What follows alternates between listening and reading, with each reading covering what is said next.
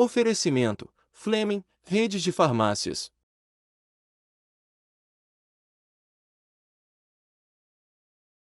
Olá, você que está acompanhando mais um Papo Aberto com o Roberto.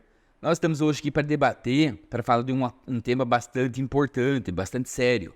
Nos últimos dias nós temos acompanhado as chuvas no Rio Grande do Sul, o efeito da enchente, que é devastador para o povo gaúcho, e isso tem levantado um debate, tem acompanhado aí as redes de comunicação falando de quem é a culpa é dos políticos, a culpa do governo federal, estadual, municipal, a culpa da população. Enfim, um assunto que tem que ser bastante debatido, em especial neste ano que nós temos eleições municipais, e essa é uma pauta tem que estar presente no debate entre os candidatos, mas principalmente entre os eleitores. Nós estamos hoje aqui com o professor Edson Armando, professor da UEPG, que tem bastante conhecimento nessa área, já fez plano de governo, já foi candidato a prefeito, já debateu esse tema, então é uma pessoa que tem bastante propriedade para falar desse assunto, falar dos diversos temas que envolvem aí a questão meio ambiente, a questão climática e principalmente a questão do planejamento urbano. E lembrando você que está nos acompanhando de curtir, compartilhar, comentar aí a nossa transmissão. Lembrando que este programa tem aí o oferecimento das farmácias Fleming e também da Adega Imperial. Seja bem-vindo, professor, ao Papo Aberto com o Roberto. Oi, Roberto. Em primeiro lugar, muito obrigado pela confiança. Como você disse, é um tema que tem que ser tratado por toda a sociedade. Quer dizer, eu, do ponto de vista da universidade, não sou um especialista exatamente na área, né? Então, se pensarmos planejamento urbano, Joel Laroca é figura. Se nós pensarmos em meio ambiente, algumas outras pessoas da universidade, Mário Sérgio, que já está aposentado, mas entende muito, profundo conhecedor. Mas o interessante é que o tema, como você trata, como você disse, ele tem que ser tratado por todos. Porque não se trata de uma especialidade particular. Trata-se de uma visão integrada, né, que vê a cidade, por exemplo, o planejamento urbano importa? Importa. É suficiente? Não é suficiente. Vamos imaginar aqui que a nossa cidade é o nosso quintal, né?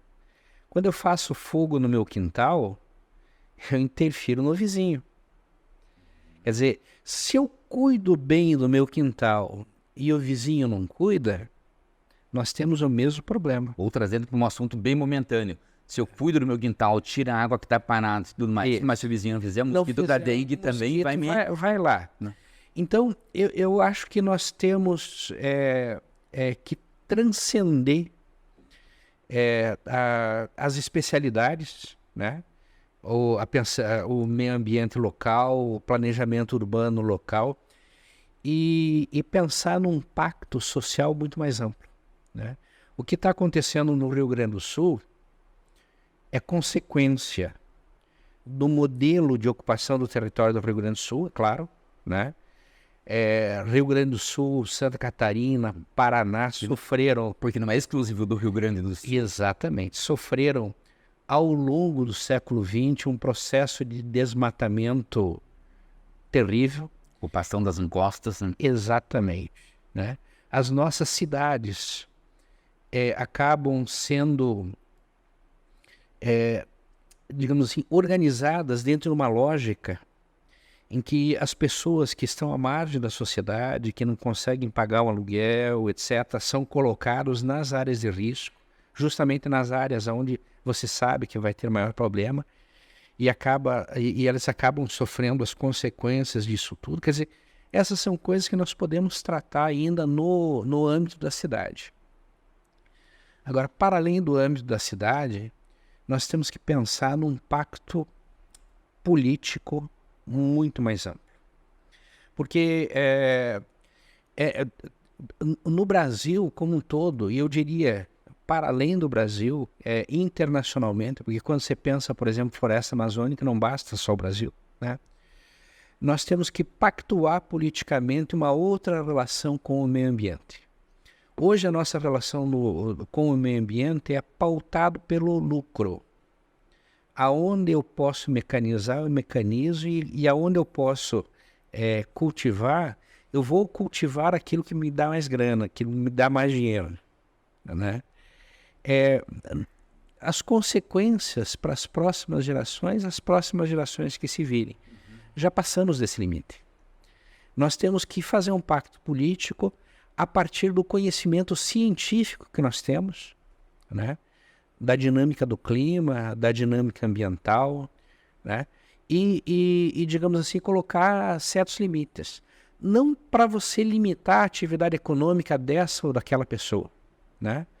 Mas para que no conjunto a gente tenha aí uma sobrevida. Para que Tem uma responsabilidade coletiva. Exatamente. Para a geração atual e para as futuras. Exatamente. Então, hoje, nós temos alguns instrumentos de planejamento, né?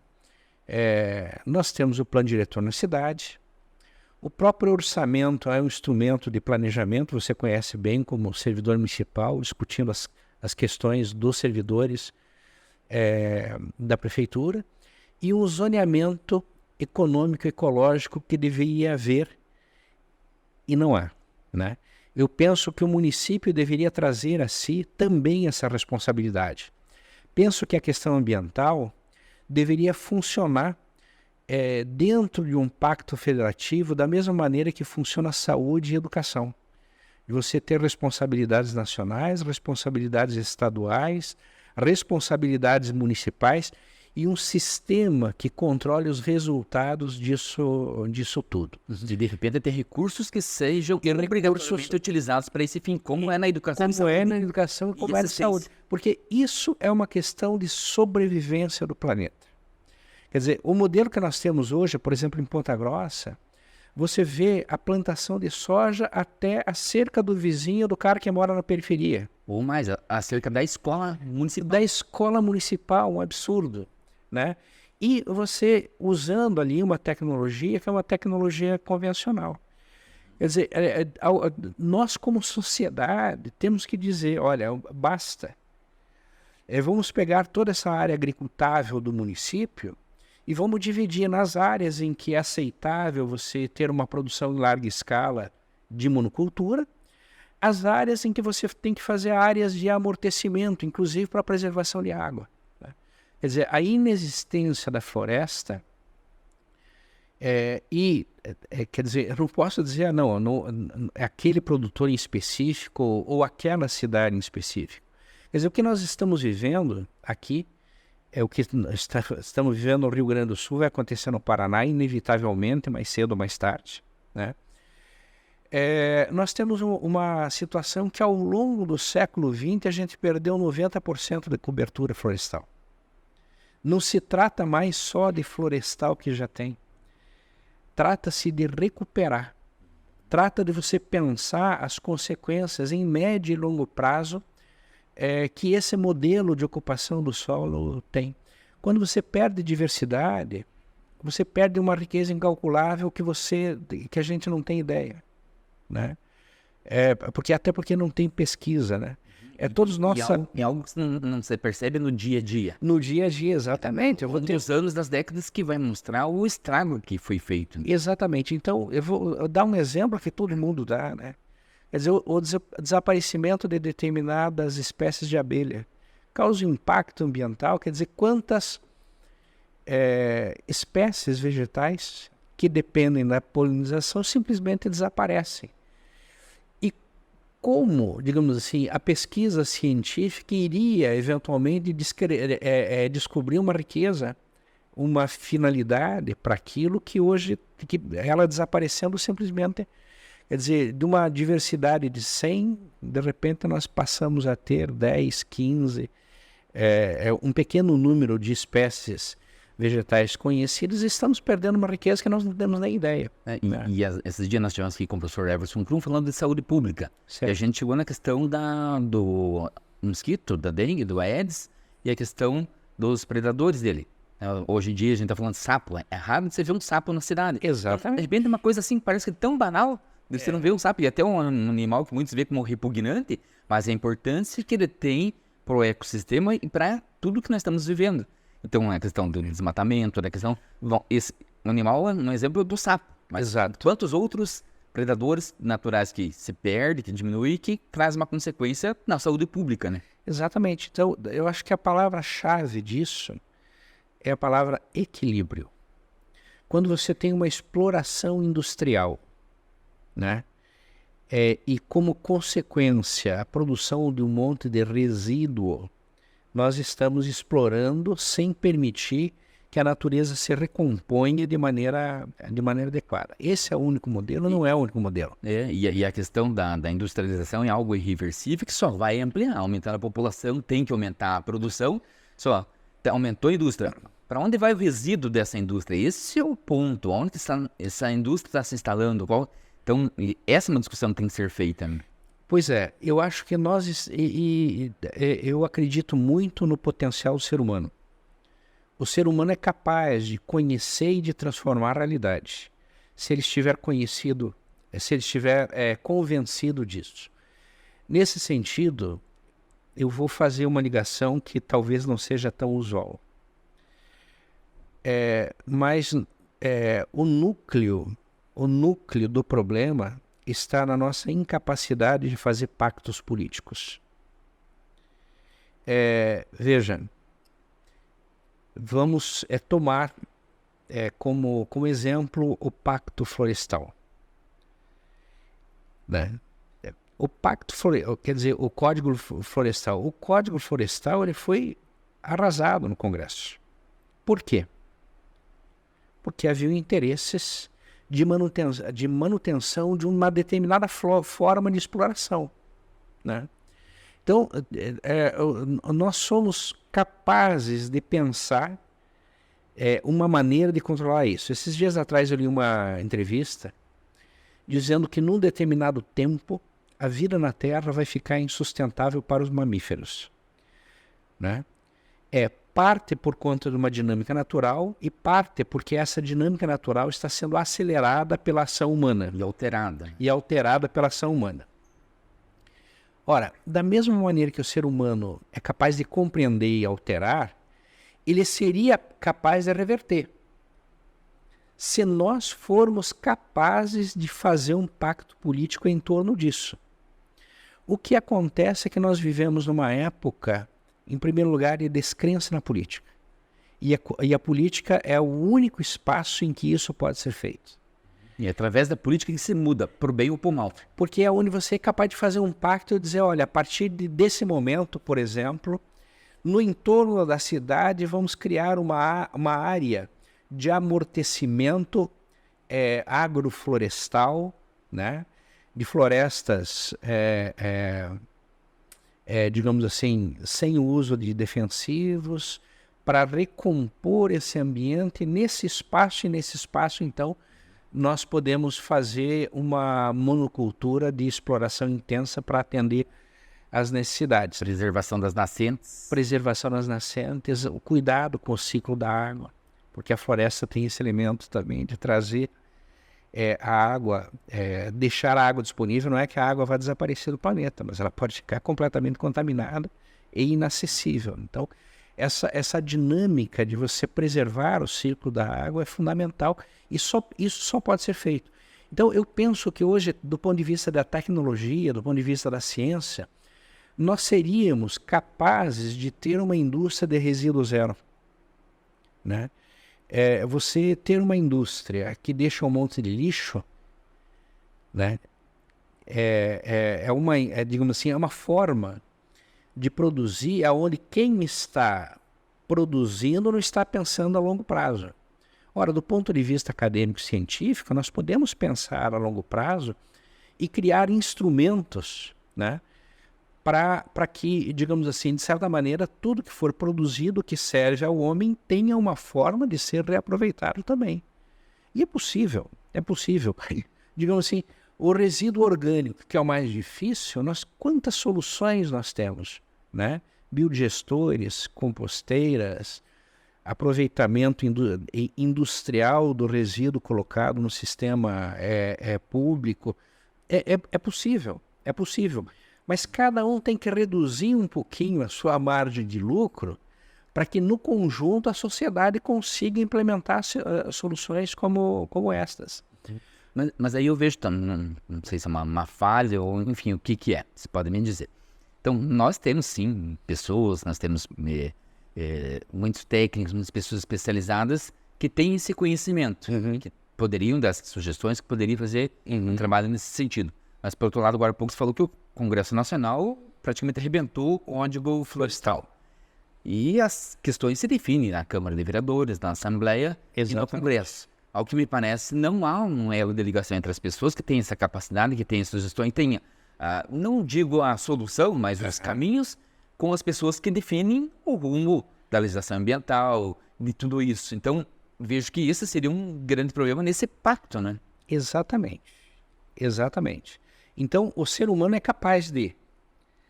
Agora, entre ele ser capaz de ele a realizar, depende de a gente ter uma política de natureza diferente. E aí é a questão da política que nós falamos que as pessoas tanto rejeitam uma política, mas é a política que vai definir isso. Sim, é a política que vai propiciar um futuro melhor ou não.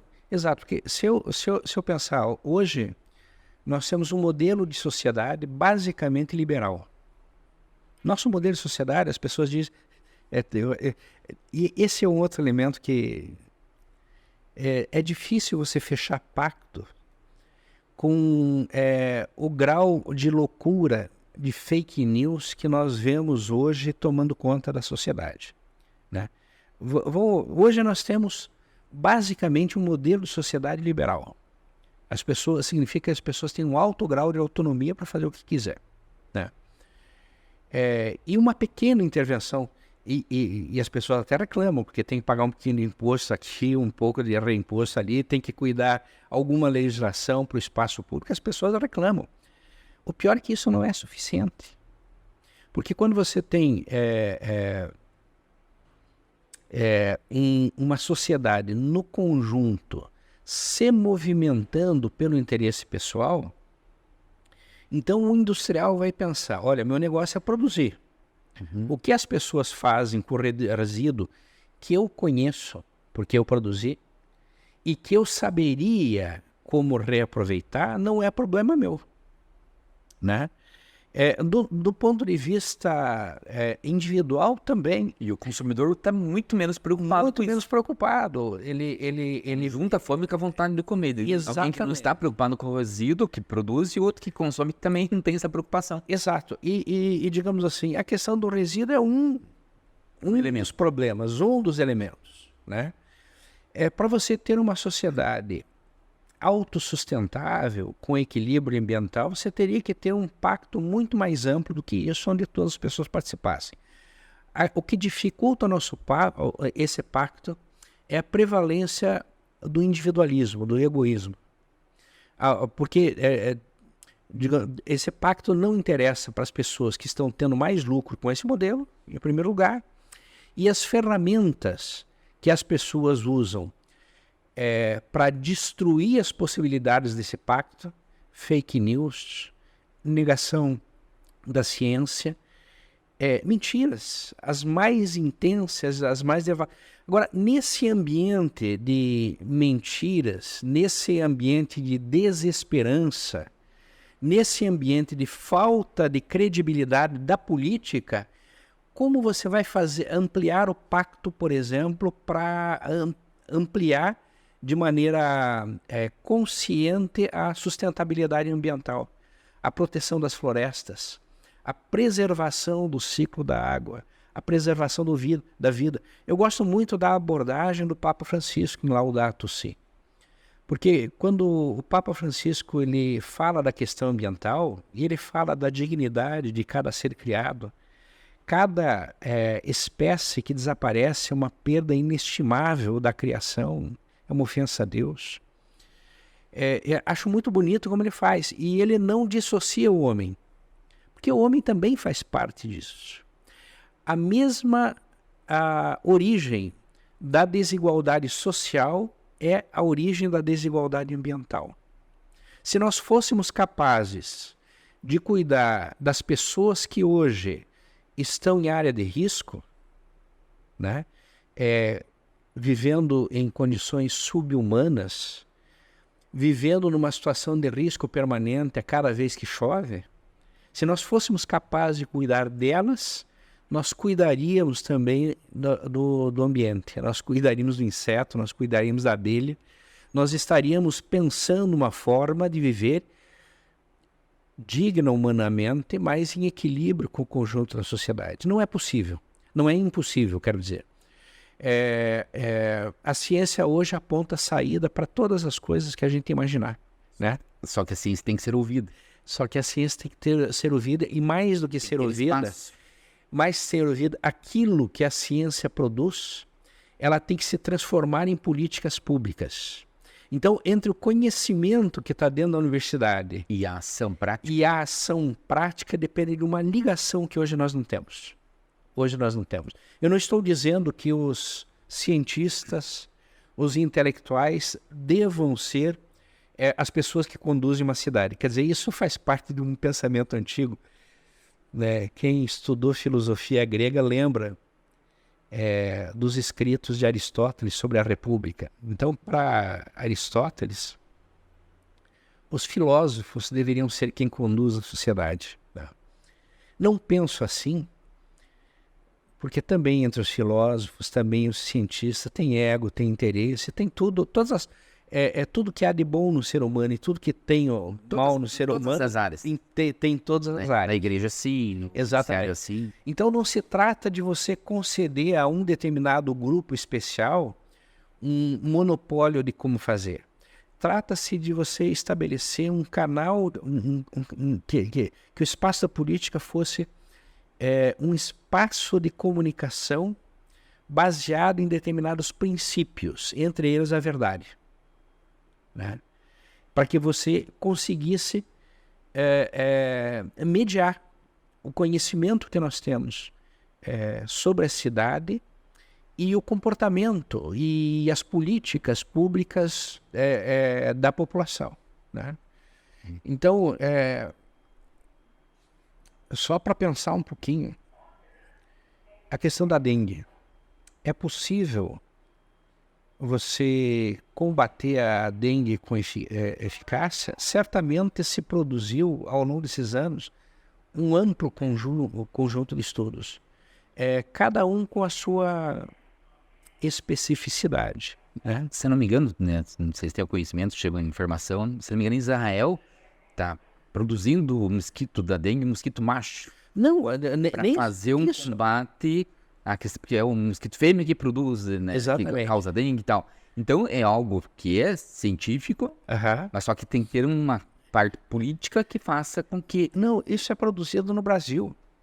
Você hoje, no Mercado Livre, você compra larvas de mosquitos machos geneticamente modificados, que daria uma certa proteção num determinado raio, né? Essa solução, você lembrou bem, né? Não tinha lembrado disso, mas essa solução é muito interessante. Quando você usa veneno, que é o fumaceiro, fumacê, o mais comum, ele vai matar o mosquito macho, fêmea, e a abelha. a abelha, toda a diversidade de insetos, que é uma parte da dinâmica biológica, vai. O vagalume, que a gente já não vê mais. Exatamente. Então, você mata tudo. Numa situação como essa, você vai no ponto, e não se trata também de exterminar o mosquito. Trata-se de um conjunto de ações, né, que permitam o convívio e o controle. Mas é política pública. Mas é É governo. É um político atuando. Exatamente. Então, do ponto de vista... Eu vou pensar aqui numa situação ideal que não funciona. E vou dizer por que não funciona. Vamos imaginar que no controle da dengue, eu consiga mobilizar um conjunto coordenado de recursos. Nesse recurso significa uma saúde pública de boa qualidade, significa o isolamento dos doentes para não reproduzirem, e significa a identificação das áreas de infestação e o uso de tecnologias não agressivas como essa. Quer dizer, você poderia, por exemplo, ter na cidade toda, cada quadra, uma pessoa que se responsabilizasse para colocar armadilhas e verificar quais as áreas que está tendo ocorrência do mosquito. E você, nessas áreas, você atua, por exemplo, com essa solução, né, de mosquitos machos geneticamente modificados para evitar a proliferação. Você diminui a situação de maneira a cortar o ciclo. Se você protege o doente para que ele não seja picado novamente, e você reduz a população localmente naquela área, você entra num círculo virtuoso, porque o sistema de contaminação é sempre um círculo vicioso. As coisas vão acontecendo cada vez mais. Quer dizer, a dinâmica do clima, há um tempo atrás nós não tínhamos problema de dengue. Não é uma questão pontual. Exato. Isso que nós estamos vivendo hoje, realmente em 2025, 2026, a tendência de se aumentar. Exatamente. E digamos assim, isso transcende a capacidade só do município. Quer dizer, você teria que ter uma política pública geral com instrumentos eficazes e um pacto intermunicipal, né? E um comportamento da população articulando um conjunto de coisas.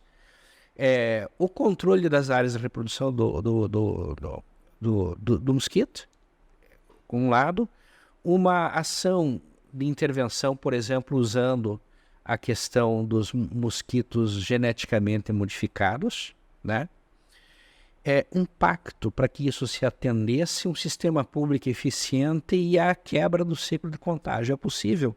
Teoricamente é possível. Por que não funciona? Não funciona porque você não consegue fazer um pacto em torno disso, né? Os municípios fazem o mínimo necessário.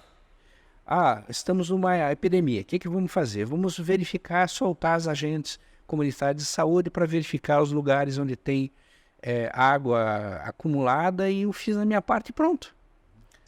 Não tem um compromisso com o resultado. Né? Só que é algo imediatista que está sendo feito agora em função de não é necessidade. Uma epidemia. Claro. Mas falando do agente comunitário de saúde e do agente de combate a endemias, são duas figuras importantes na saúde pública. Vamos falar aqui, esse dia falando com o professor Everson também. Nos últimos 3, 4 mandatos, não houve a contratação deste profissional, houve uma diminuição em vez de um acréscimo, que é uma figura importante na saúde pública. Então, não se deu atenção para algo muito importante e hoje, claro que não é só esse o problema. Claro. Se nós tivéssemos aí uma quantidade maior desses profissionais atuando, minimizaria bastante o que nós temos hoje. Então, é uma questão de política pública e falta de investimento. E você falou da questão da população, da educação da população.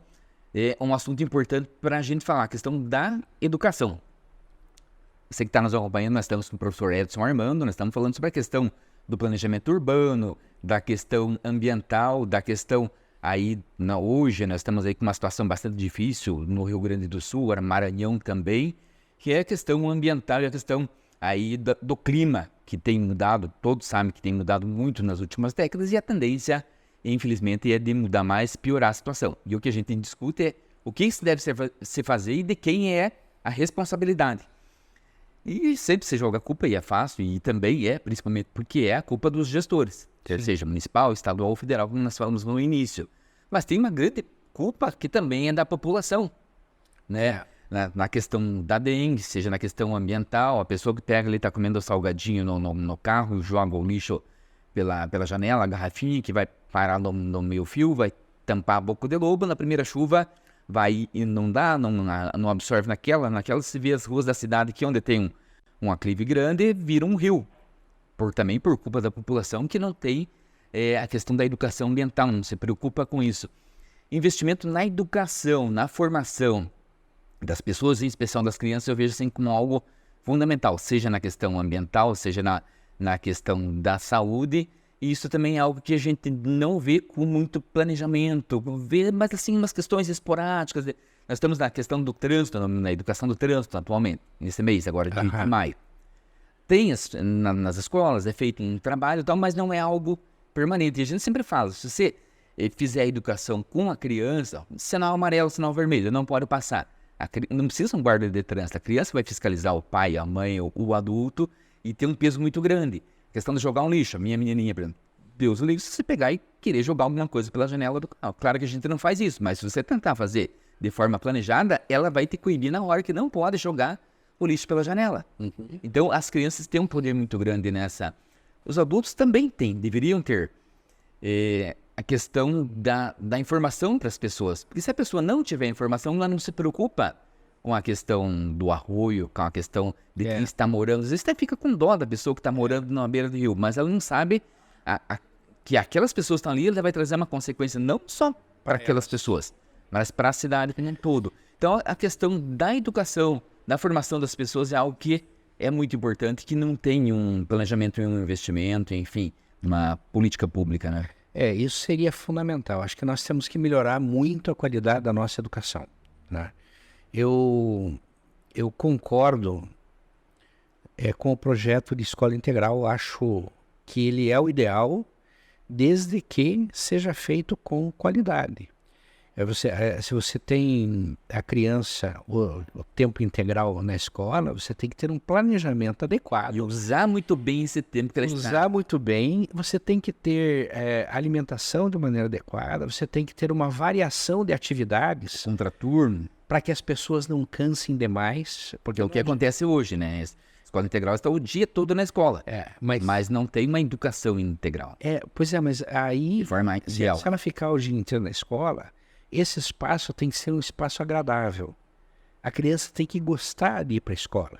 Agora, se você segura ela o dia inteiro na escola. O dia inteiro na carteira, na sala de aula. Sai só para educação física. Claro. Não se torna atrativo. Então, eu acho que em Ponta Grossa, sim, nós temos que avançar muito na questão educacional.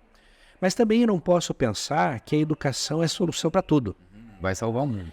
Porque o tempo que a criança fica na escola é um, o tempo que ela fica na família é outro, e a criança ela está sendo educada o tempo todo. E até porque o processo de educação é médio a longo prazo. É médio e longo prazo, exatamente. Então, eu penso muito que nós temos que criar um espaço de confiança na política.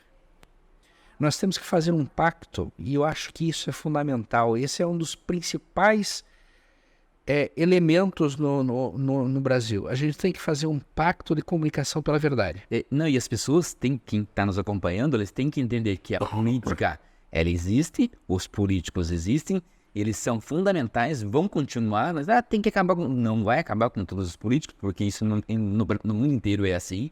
Então a política ela é fundamental, ela tem que ser utilizada da maneira adequada, as pessoas que votam têm que fiscalizar em quem ele escolheu, né, para votar. Esse ano a gente tem eleição, então as pessoas vão definir por A, B, C ou D, mas não basta só no dia 6 de outubro fazer lá o seu papel de eleitor, ouvir a proposta, enfim, e depois não ter uma cobrança, não ter o acompanhamento. Então também é um pouco culpa da população que se exime a médio prazo. Então ele escolhe o político, o prefeito, o vereador, o deputado, mas depois ele não acompanha aquele trabalho, ele não cobra, e depois só ataca o político. Então não adianta atacar o político, não vai resolver o problema do mundo ficar atacando o político. Nós temos... Eu vou dar 2 passos atrás e fazer um raciocínio epistemológico. Em primeiro lugar, a questão do poder na sociedade, porque quando nós estamos falando em política, nós estamos falando em poder no conjunto da sociedade. O poder, o gerenciamento do poder é uma dimensão do ser humano, uma dimensão antropológica. Veja, na nossa sociedade nós temos um espaço que nós chamamos de política, o prefeito, a Câmara de Vereadores e tal. Mas não se trata disso.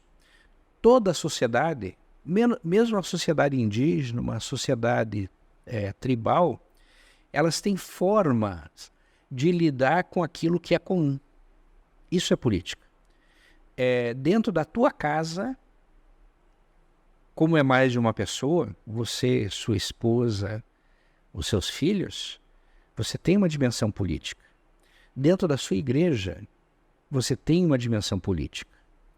Toda instituição tem um elemento que é um elemento, digamos assim, que nos leva a gente discutir o espaço comum, que transcende o seu espaço de atuação individual. Discutir e definir caminhos. E definir caminhos.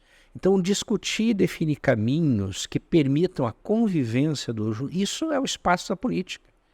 E ela sempre vai existir, queiramos ou não. de uma maneira ou de outra. O que a gente critica é quando você define aquilo que é comum, digamos assim, de médio e longo prazo com base em interesses de curto prazo, né? Por que a pessoa vota para vereador? A pessoa vota para vereador inicialmente pelo contato pessoal e pela confiança pessoal, porque ele é meu amigo. Eu até reconheço que outra pessoa está mais preparado para fazer determinados enfrentamentos, mas eu vou votar aqui porque ele é meu amigo, né?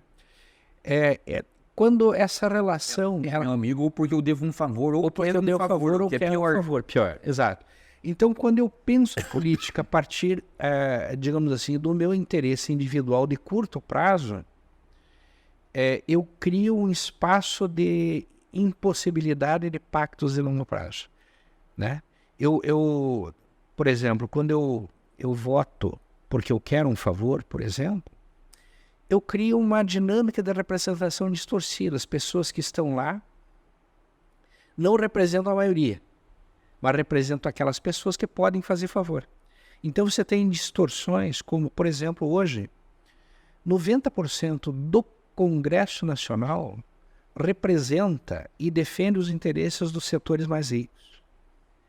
Quem no Congresso Nacional defende de fato o trabalhador, a população de rua? A maioria. Então você tem uma maioria de pessoas de classe média baixa, pobre, e você tem uma maioria do Congresso Nacional defendendo os interesses da minoria. Você tem a bancada do agro, a bancada evangélica, a bancada da bala, que representam setores, grupos. Grupos que se organizam. E aí você tem esses setores...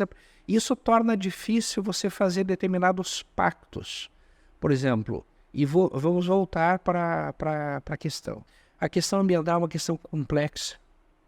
É uma questão que depende de pactos de todos os setores da sociedade, onde toda forma de conhecimento científico, o conhecimento prático da população, o conhecimento religioso, todas as formas de conhecimento da vida, eles têm que ser acionados para que a gente consiga dar um salto na direção de mudar o modelo de desenvolvimento. Hoje o nosso desenvolvimento é baseado na iniciativa pessoal e no desejo de lucro.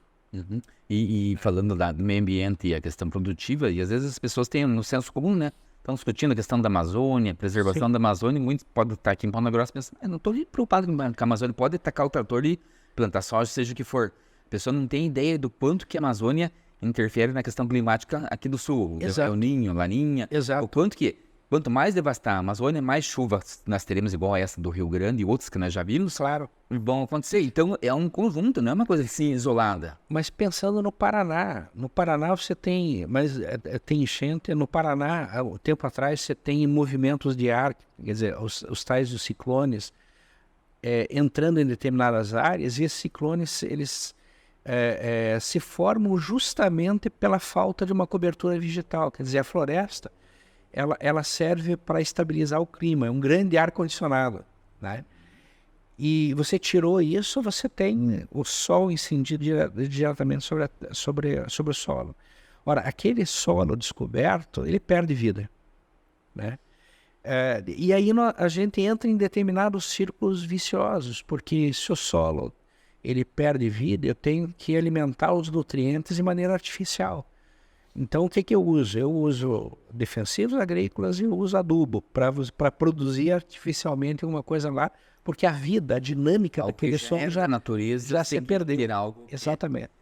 Então, nós já perdemos muito. Eu acho que hoje nós teríamos que fazer um pacto pela recuperação.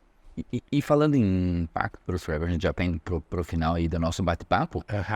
Esse ano nós estamos num ano importante, que é o ano eleitoral, o ano dos pactos, né? O ano tem os pactos políticos e tem o pacto com o eleitor em outubro, né?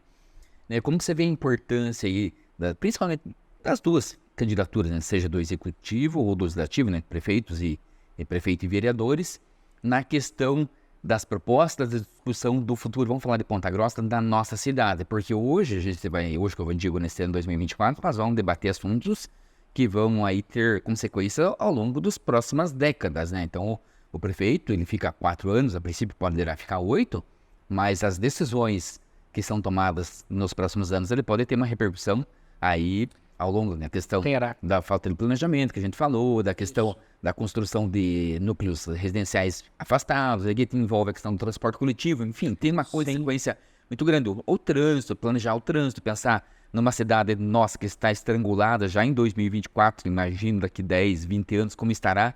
Então, o próximo prefeito ele tem uma responsabilidade a médio e longo prazo. Então, como você vê a importância desse debate e principalmente desse pacto com o eleitor, a responsabilidade do eleitor? Eu diria o seguinte, a nossa chance de mudar essa situação é você mudar a visão que o eleitor tem sobre a política. É fundamental que o eleitor se abra para esse debate e procure entendê-lo de maneira mais ampla. É impressionante, Roberto. As soluções mais simples e mais fáceis que estão na cabeça da maioria da população, elas acabam tendo as mesmas consequências, são círculos viciosos, né? Eu vou dar um exemplo, vou dar 2 exemplos. O primeiro exemplo, do ponto de vista, acabou de citar, trânsito. Qual é a solução simples? Tirar os estacionamentos, um deles. Certo. Tira o estacionamento, alarga a rua. Alarga a rua. Isso. Você alarga a rua, facilita, organiza a cidade para o carro. Você vai ter mais carro. E mais cedo ou mais tarde vai voltar a ter o mesmo problema. E as bicicletas, e o pedestre, enfim. Exatamente. Quando nós temos que partir de uma visão segmentada, tipo assim, trânsito, o que é necessário? É necessário alargar as ruas, pensando no carro. Você não tem que pensar no carro, você tem que pensar na cidade, e o coletivo. na mobilidade urbana. E aí, aí a solução não é alargar as ruas. E tem experiências muito interessantes, comparando opções de cidades diferentes que mostram justamente isso. Quer dizer, a cidade que investiu no trânsito urbano, pensando no carro, e a cidade que investiu num conjunto de modais distintos pensando na pessoa. É diferente. Então eu penso que o eleitor ele tem que participar do debate. E o debate tem que ser qualificado. Para que desse debate surja uma política pública que seja aceitável. Eu vejo, eu lembro muito bem, justamente sobre a questão do trânsito, do exemplo do governo Haddad em São Paulo. Quando o governo Haddad resolveu reduzir a média de velocidade em determinadas vias. E houve uma revolta generalizada da população, né? E ele demonstrou que a redução da velocidade em determinadas vias levava com que as pessoas chegassem mais rapidamente. Porque ao reduzir a velocidade, você reduz acidente. Reduzindo acidente, você não tem interrupção. Então, reduzindo a via, você tinha o trânsito fluindo com maior qualidade. E reduz, inclusive, a despesa na saúde pública. Inclusive, despesa na saúde pública. Mas, apesar disso, ele perdeu o debate. Apesar de estar tecnicamente correto, do ponto de vista político, ele perdeu. Porque as pessoas não estão preparadas para esse debate. Porque as pessoas têm que alargar a visão, têm que pensar um pouquinho. Porque, por que ele perdeu o debate? Porque se eu posso correr 100 por hora, eu quero correr 100 por hora. Eu me sinto limitado se eu tiver que correr 70. Embora correr 70 seja muito melhor para a coletividade.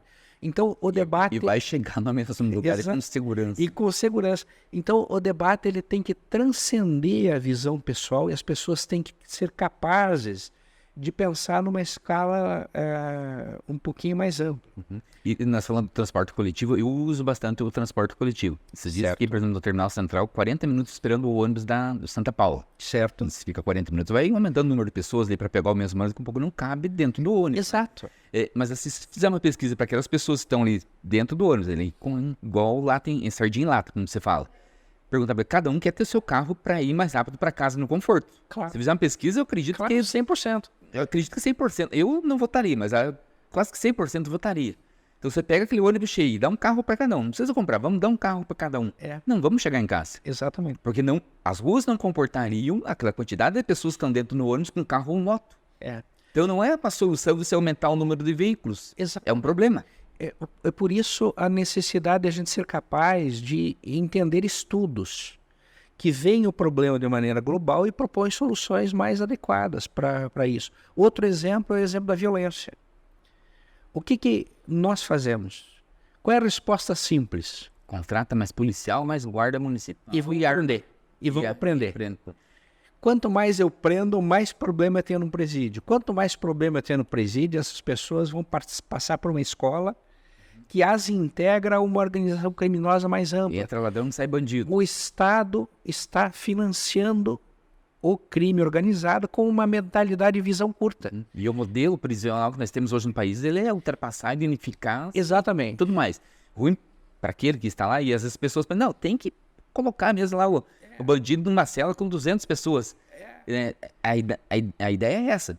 Isso tem um custo, ele não produz nada para a sociedade, e quando sai de lá, vai sair lá no crime ou pior ainda. Ou pior ainda, sai uma pessoa... Então, o modelo está equivocado. O modelo está equivocado. Então, o que nós, digamos assim, o que eu tenho esperança é criar um ambiente de discussão e de diálogo. Aí vem a importância do eleitor. Isso, que permita às pessoas ampliar o seu olhar. Vamos resolver esse problema, mas vamos resolver esse problema de forma definitiva. Qual é o objetivo e qual é a origem do problema, como nós podemos fazer chegar lá. E aí eu acredito muito num diálogo entre ciência e população. Eu acho que as universidades, elas têm que sair dessas fronteiras. Tem que fazer projetos de extensão, tem que chegar na população para propiciar esse elevar de cultura, esse elevar do olhar. Que eu não fique olhando só para o meu próprio problema, mas seja capaz de olhar. E aí nós poderíamos construir juntos, porque políticas públicas, elas não vêm de cabeças iluminadas. Elas são uma construção entre visões mais amplas, digamos assim, e aquilo que é possível na sociedade. E principalmente a discussão daquele que sofre o problema, que tem o problema. Exato. Se a gente discutir, pode colocar os maiores especialistas e doutores numa sala para discutir. Exato. Se você não tiver a pessoa que está ali no problema, tem o problema, que vai contribuir muito, não tem uma solução boa. Exato, mas essa pessoa que tem o problema, ela tem que também elevar, porque às vezes ela tem o problema, mas ela fica focada só no problema dela. Ou vivo próprio. Exatamente. Então, é o exemplo que você deu. Eu estou hoje, todo dia, pegando um ônibus cheio. A solução é comprar um carro. A solução é comprar um carro. Exatamente. Eu resolvi o meu problema. Resolvi o meu problema. O restante que está no ônibus lotado continua. Continua, exatamente. E mais. E aí, se uma grande parte da população comprar o carro, você vai ficar preso no trânsito do mesmo jeito. Se o preço do carro vai subir. E o preço do carro vai subir.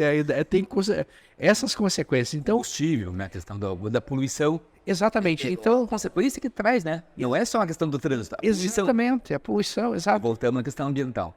Então, tem que haver um diálogo entre essa população e as possibilidades de mobilidade que hoje existem tantas, né? Existem tantas. Quer dizer, o modal e o papel da ciclovia, a redução da velocidade, transporte público de melhor qualidade, transporte público pensando na mobilidade, na permanência, não só no lucro de uma determinada empresa. Então, que contrato que eu faço com a empresa de transporte público? Em que medida não seria útil o poder público intervir diretamente no transporte público, na questão do saneamento? Quer dizer, você faz um contrato pensando no interesse da empresa colocar. O que a empresa tem bom? Eu ganho colocando água e colocando esgoto. Mas e nos lugares onde tecnicamente o esgoto não chega, não é problema meu. Daí o fundo de vale, que não tem condição de ter o sistema integrado, não tem ninguém pensando. Eu tenho a poluição do arroio. Poluição da água. Então, se nós não formos capazes de pensar a cidade de maneira integrada, né? a gente vai ter cada vez mais o problema aprofundado. Então, por isso, professor, esse ano de 2024, o ano que nós teremos eleições municipais, ele é fundamental para que a gente tenha, né, esse debate, para que o eleitor ele participe ativamente do debate político e depois, claro, continue cobrando daquelas pessoas eleitas que elas foram escolhidas para que se pense nessa questão da coletividade, enfim, para a solução ou dar direcionamento para os nossos problemas, né? Essa é a única solução.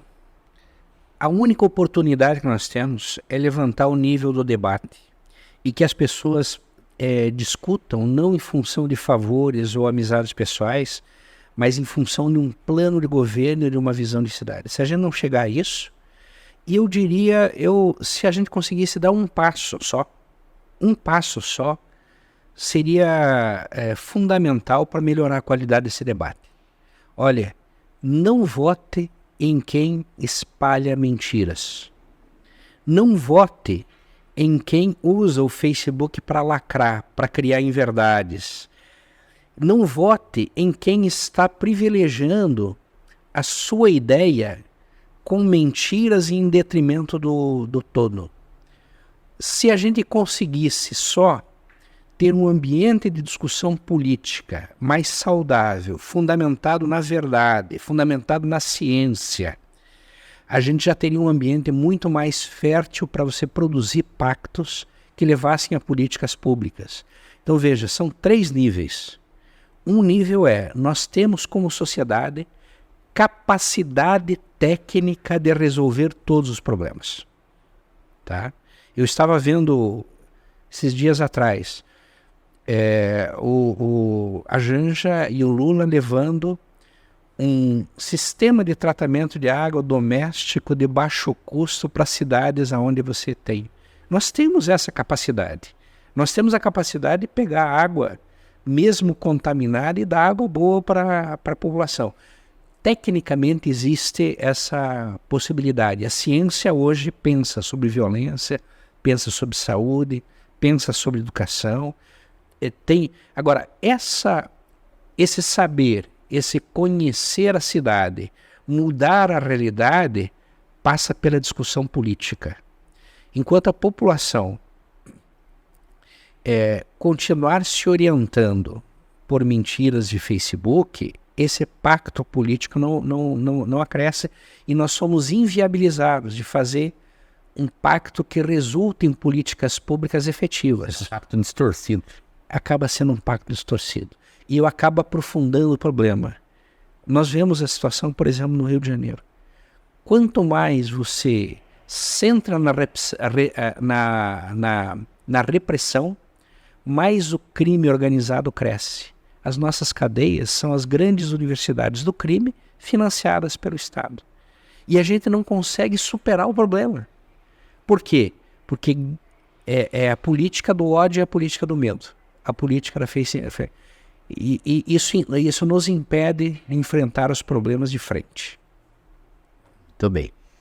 Realmente, nós temos assim, assuntos que nós começamos a falar da questão do ambiental, planejamento urbano, mas ele está todo interligado. E a gente insiste nisso, é persistente, e a questão política ela é fundamental. Não adianta, não tem como a gente melhorar o nosso meio, melhorar o nosso mundo sem passar pela política, sem discutir política e sem discutir com os políticos. Exato. Felizmente, gostemos ou não, esse é o caminho, essa é a receita, né? Agradecemos, professor, a sua participação aqui. São muitos assuntos, esse é um bate-papo bastante importante, até no sentido de colaborar, né, com as pessoas, para eles entenderem um pouco que as soluções delas não são imediatas, elas não são individuais, ela é um processo, um papo, se falou, uma discussão, que ela tem que acontecer e, felizmente, nós temos uma eleição, que é um momento importante para que a gente faça esse debate. Então, agradecemos imensamente a sua participação aqui no Papo Aberto com o Roberto. Eu que agradeço, Roberto, e digo que espaços onde essa discussão aconteça é fundamental, né? A gente não supera a crise que nós vivemos isso sem espaços que produzam consciência política, que as pessoas saibam aonde estão e para onde vão. Parabéns a você. Obrigado. E essa discussão, esse debate deve acontecer aqui, como em outros meios. A gente pede aí também a sua participação, a sua opinião aqui nesse espaço que é bastante democrático. Então hoje nós falamos aqui sobre a questão pontual do que está acontecendo no Rio Grande nesse momento, dessa enchente terrível, do que a população de lá está passando, mas não é uma questão momentânea. Infelizmente nós já tivemos esse momento anteriormente, nós temos vivendo lá no Rio Grande, em outros estados, em outros municípios, e são situações que infelizmente nós vamos ter que enfrentar. E como enfrentar isso? Essa é uma discussão que a gente fez hoje aqui. Quem que deve fazer esse debate é de quem que é a culpa. Então, essa discussão é bastante importante para ser feita, para que a gente não consiga só achar culpados, buscar soluções e também se colocar como culpados. E para a gente finalizar, né, lembrando que o nosso bate-papo ele tem aí oferecimento da Farmácias Fleming e também da Adega Imperial, e nós deixamos aqui essa mensagem final, nossa solidariedade ao povo do Rio Grande do Sul, aos gaúchos, às gaúchas que estão sofrendo muito. Nós não conseguimos imaginar, né, o sofrimento dessa população, que eles estão hoje, né, embaixo da água com a enchente, e o que eles terão aí nos próximos meses, nos próximos anos, a consequência de que esse fenômeno climático trouxe para essa população. Então, nossa solidariedade a todos, e aqueles que podem ajudar, como uma doação, é fundamental. O Corpo de Bombeiros está fazendo isso aqui em Ponta Grossa, em diversos municípios do Brasil. Para quem puder ajudar, doar uma água, leite, medicação, enfim, aquilo que, roupas, agora está vindo o frio, faço. Mas se você não tem condições de doar, uma participação importante que você pode fazer é não disseminar fake news. Você não disseminar informação que não é verdadeira. Eu vejo as pessoas muito nas redes sociais, hoje a população está se ajudando, onde que está o Estado que não está ajudando, cadê os políticos? A gente vê lá nas imagens, está lá o Corpo de Bombeiro, o Exército, a Defesa Civil. Isso é o Estado. As pessoas não têm noção do que é o Estado. Então, o Estado está lá sim presente. As pessoas também estão colaborando, as pessoas que são voluntariamente estão lá, mas o Estado é o primeiro a estar presente. Então, o Estado está lá. Então, quando você dissemina uma informação de que o Exército não quer molhar os pés, não quer, os soldados não querem... Isso é uma informação, não é fake news, uma informação criminosa, inclusive. Então, o Estado está lá através de todo o aparato necessário, não poderia ser diferente. Então, se você não pode ajudar com uma doação, ajude não disseminando essas informações que são falsas, inclusive criminosas. Então, nós tivemos aí mais esse bate-papo, um assunto bastante importante. Nós esperamos aí que você tenha uma participação e, se puder, aí compartilhar essa informação, divulgar para que a gente possa atingir o maior número de pessoas. Nosso agradecimento a todos que nos acompanharam e até o próximo Papo Aberto com o Roberto.